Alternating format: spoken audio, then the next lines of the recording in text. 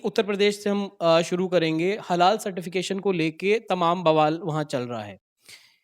एक चीज़ कहीं से शुरू होती है और उसके बाद वो जगह-जगह फैलती है। तो इसको आप कैसे देख रहे हैं? क्योंकि कहा ये जा रहा है 30,000 करोड़ का लॉस है।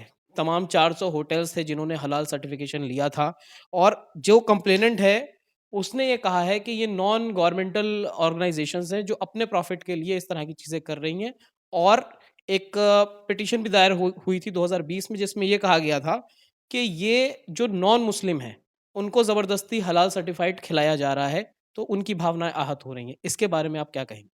एक बात हम लोगों को अच्छे से समझ लेनी चाहिए कि आरएसएस, बीजेपी, विश्व हिंदू परिषद, हिंदू सेने, आरामबाई तेंगुल, मेती लेपुन, इस प्रकार के जितने भी संगठन हैं और हालांकि भारतीय जनता पार्टी एक पॉलिटिकल पार्टी है, रजिस्टर्ड पॉलिटिकल पार्टी है, देश की सबसे बड़ी पॉलिटिकल पार्टी अपने आप को बताती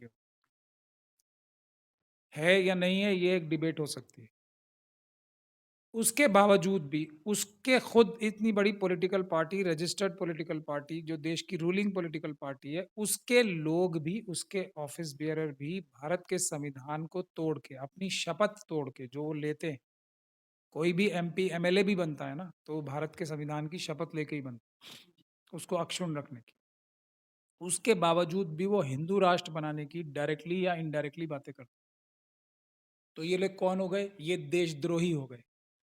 ये एक तरीके से भारत के विरोधी हैं, भारत देश के गद्दार हो गए। जो भी भारत के संविधान को तोड़ के हिंदू राष्ट्र बनाने की बात करता है, मनुस्मृति लागू कराने की बात करता है।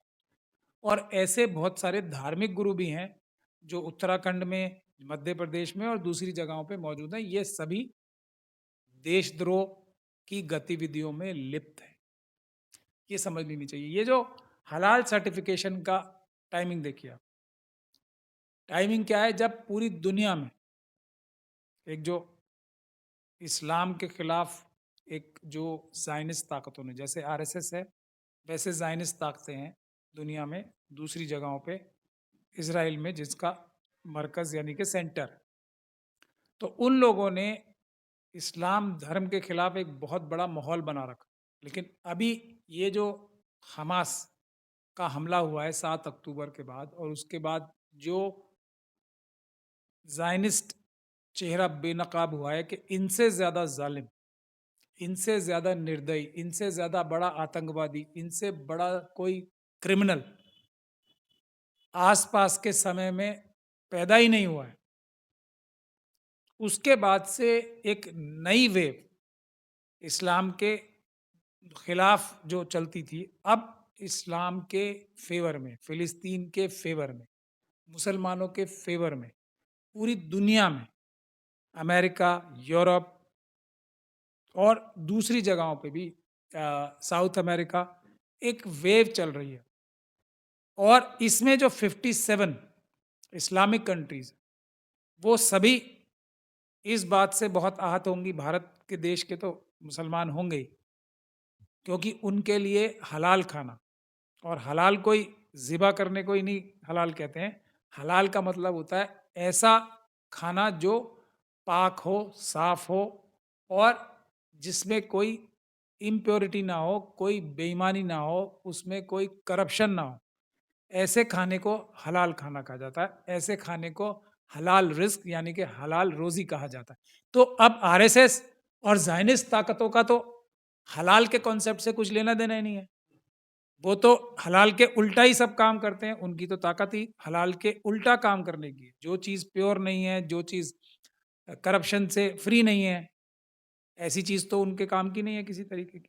तो इसीलिए एक तो उनको अपनी आइडियोलॉजी के लिए, और दूसरा इस टाइम योगी आदित्यनाथ जी ने मोदी जी से, क्योंकि उनकी एक तरीके से अमित शाह जी से तो खास तौर पे एक उनकी एक रेस चल रही है, प्रतिद्वंदिता चल रही है कि प्रधानमंत्री वो अगला बनना चाहते हैं। तो मोदी जी ने जिस प्रकार से हमास के खिलाफ शुरू-शुरू में बयान दिया था, जो उन्होंने अब बाद में अपने आप को करेक्ट किया है पूरी दुनिया के माहौल को देख के, और भारत की डिक्लेयर्ड पॉलिसी जब उनकी फॉरेन मिनिस्ट्री ने ही उनके बयानों के खिलाफ जाके ये बोला कि हमास टेररिस्ट ऑर्गेनाइजेशन नहीं है। ये अरिंदम बागची साहब ने ऐसा इशारा किया था। तो उसके बाद योगी जी ने मोदी जी को टक्कर देने के लिए, अमित शाह जी को टक्कर देने के लिए ये काम कराया है और उससे उससे भारत का नुकसान हुआ। ये 57 देश भारत से और ज़्यादा इनकी जो है आपस में दुश्मनी बढ़ेगी, भारत के प्रति नाराज़गी बढ़ेगी, जो फ़िलिस्तीन की वजह से ऑलरेडी बढ़ चुकी है। इससे चाइना और पाकिस्तान का बहुत बड़ा फ़ायदा होता है। उसका एक एग्ज़ाम्पल मैं आपको दे सकता हूँ। अभी यूनेस्को की एशिया पैसिफिक रीजन की वाइस प्रेसिडेंटशिप का चुनाव हुआ। उसमें भारत को 18 वोट मिले हैं और पाकिस्तान जैसे देश को 38 वोट मिले हैं भारत के खिलाफ। कितना बड़ा धक्का और झटका है ये। ये सब मोदी जी के मनुवादी मानसिकता के गुजराती बिजनेसमैन जो है ना, वो चाइना के साथ मिलके भारत को हर जगह पाकिस्तान जैसे देश से भी मात दिलवा दी। चाइना के खिलाफ तो हम लोग एक एक जो जो डिप्लोमेटिक लड़ाई है उसमें बहुत पीछे नज़र आ रहे हैं। फ़िलिस्तीन के मसले पे चाइना ही वो बन गया है, एक नेगोशिएट कराने वाला आर्बिट्रेटर चाइना बन गया है, जो ऑटोमैटिक जगह, जो हमारी स्वाभाविक जगह थी कि भारत के ऊपर ही सब ट्रस्ट करते थे। वो चाइना ने हमसे छीन ली है एक प्रकार से मोदी जी के पर्सनल जो बेंजामिन नेतन्याहू साहब से दोस्ती है अडानी जी की वजह से, करप्ट मोटिव्स की वजह से, उसकी वजह से चाइना हमसे उस उसमें आगे निकल गया और इससे ज़्यादा शर्म की क्या बात होगी कि पाकिस्तान 38 वोट ले जाए।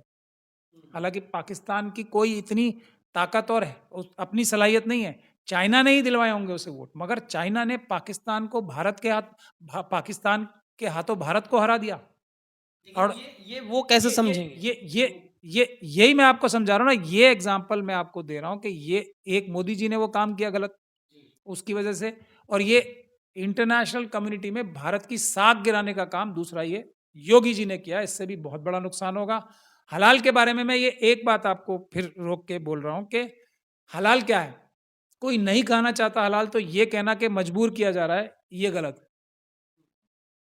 मजबूर किसी को नहीं किया जा रहा है। ये तो होटल्स का एक वो है, वो ये चाहते हैं कि ये हलाल हो तो सब लोग खा लेंगे। किसी दूसरे धर्म के मानने वालों को हलाल खाने से कोई प्रॉब्लम नहीं। लेकिन मुस्लिम कम्युनिटी के लोगों को और ये मुस्लिम ही क्या, अगर देखा जाए तो जो यहूदी हैं, ज्यूज़ हैं, वो भी हलाल ही मीट खा सकते हैं या उनको कोशर बोलते हैं। तो ये कॉन्सेप्ट तो जो जिनसे मैं तो ये नहीं कहूँगा क्योंकि आरएसएस और आरएसएस के कार्डर्स जैसे हिंदू नहीं, हिंदुओं का नाम का गलत इस्तेमाल करते हैं। तो आरएसएस अलग चीज़ है, हिंदू अलग चीज़ है। उसी तरीके से ज़ायनिस्ट अलग चीज़ है, यहूदी यानी कि जूस अलग चीज़ है। हाँ, ये ज़रूर है कि ज़ायनिस्ट लोग जूस का नाम और जुडाइज़्म जो मज़हब है, उसको बदनाम करने के सारे काम करते हैं। जैसे आरएसएस और आरएसएस के जितने भी कार्डर्स हैं, वो हिंदुइज़्म को बदनाम करने के सारे काम करते हैं। हिंदुइज़्म का नाम लेके दुनिया भर के करप्ट गंदे, घिनौने काम करते हैं। उसी तरीके से ज़ायनिस्ट जुडाइज़्म का नाम लेके, सेमिटिज़्म का नाम लेके दुनिया भर के गंदे, घिनौने काम करते हैं।